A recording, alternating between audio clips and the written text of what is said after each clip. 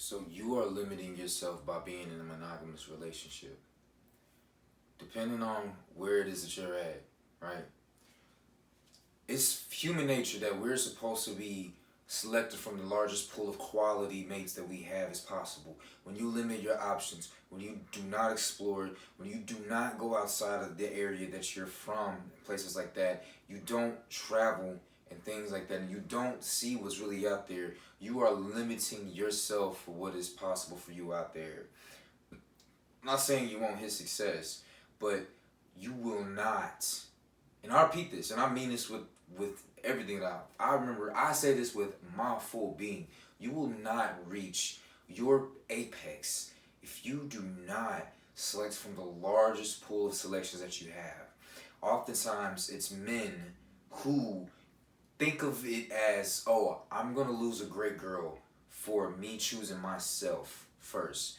Now that's the issue right there. When you're saying that you're in fear of losing a great girl, I'm not saying there's nothing wrong with being conscious of the emotional effects and the after trauma of really hurting someone's heart and crushing their dreams. But that is the reason why you start the relationship off with honesty.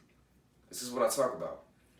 You need to, from the jump, tell the person, hey, I really like you. I would love to get to know you. Even if that means being sexual. I'm very sexually attracted to you. However, I am not in a position of my life where I can dedicate myself exclusively to you. And not only that, it's because you need to vet the person in front of you. One reason why I had to move out from my high school, and it is what it is. I not necessarily despise, but I really kind of look down on high school relationships. I don't care. I really do. I love each person individually, but I believe you have been putting yourself in a scarcity place.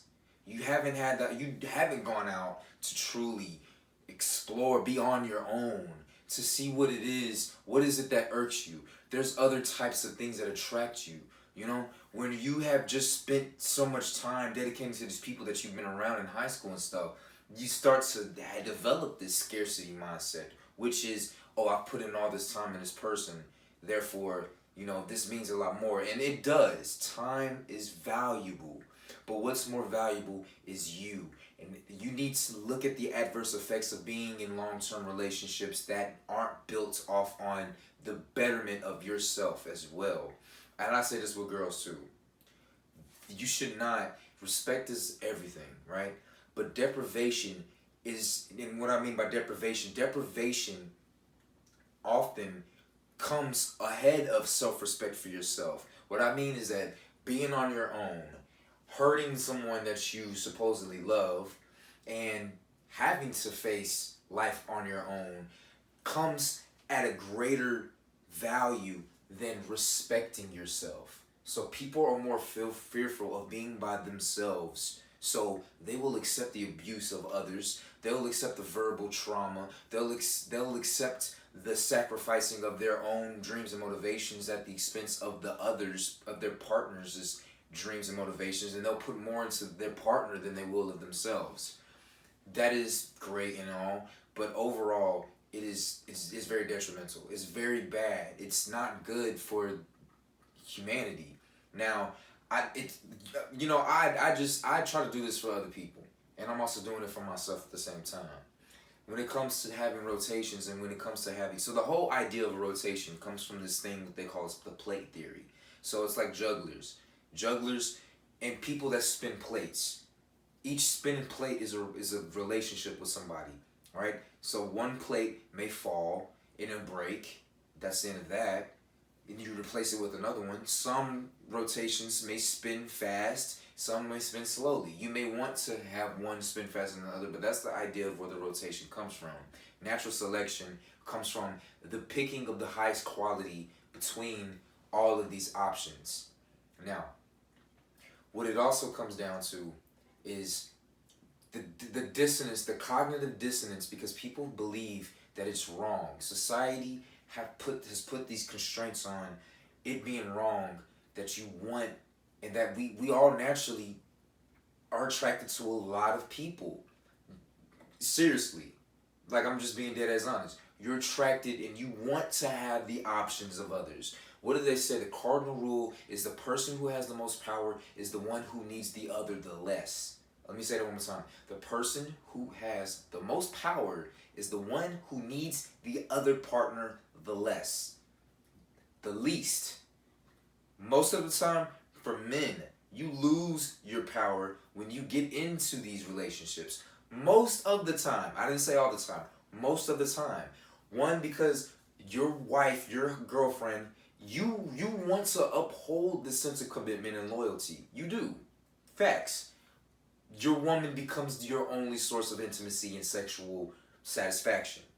So she becomes the gatekeeper. You willingly give up your keys. You willingly give up your options to get and receive sexual satisfaction from other people when you give it to this girl by getting into this monogamous relationship and stuff like that. Monogamy should be the byproduct of however long you want to do it. I would say years and consistency of showing that this person is of the highest quality in all ways, not just physically, mentally, morally, and they have long-term benefits to help and support your idea of what life should be like in your ultimate goal. Families, monogamy is perfect for families if it is built on the right foundation, right?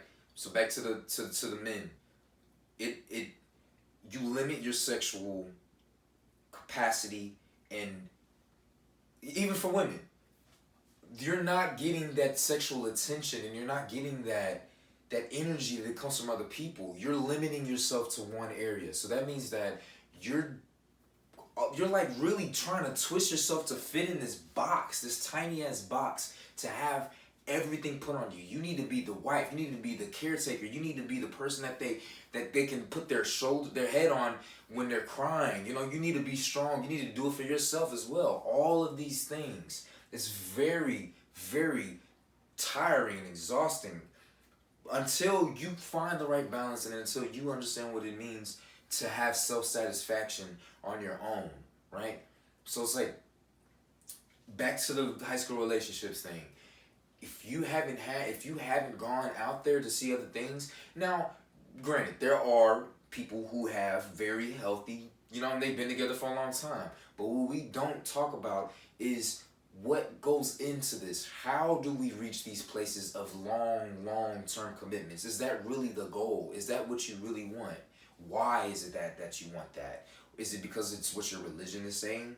Is it because of what society is saying? Is it because you think that it's morally superior, supreme to stay commitment and take the abuse and blow after blow until it chips away at your soul, and then that's when you want to go out and cheat and shit, and then it just implodes the entire relationship? That's typically what happens. That's typically the end result of things that happen. And I can say that because I come from a family of things like that. I see lots of other people come from families like that. Do your work. It says like 50% of millennials come from single mother households or single parent households, right? Typically the mothers. And it's just not healthy. Do you want to be 40, 50, 60 and alone? No. This all comes from setting things up right from the beginning. Be honest. Who gives a fuck if you're that asshole that's saying, I would love to be sexual with you, but I don't want to be exclusive? Facts.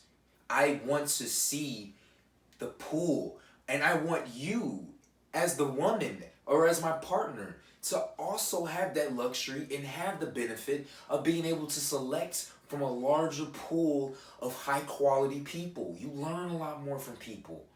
It's good on both ends for you as the man to say these things. Look, I like you. I would love to get to know more of you. And I'm sexually attracted to you.